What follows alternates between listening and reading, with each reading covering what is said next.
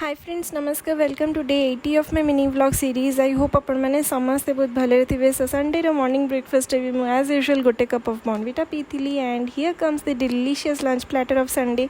सकाल सकाल मम्मी मो चिकेन आलू कषा बनई देखो कितने डिलीशियस एंड टेम्पटिंग देखा जाऊँगी। सहित अच्छे रुटी एंड आपको आपण मैंने कौन कहती मु तो जी जानी आपको चीनी नड़ुआ कहते बिकज ये चीनी लगी and it's very flaky. I think it's a best combination for चा। सो राति मु चा सहित चीनी नड़ुआ खाइली and some uncle chips. So yeah, that's it for today. If you like it, then of course do subscribe to my channel. Till then, take care and bye.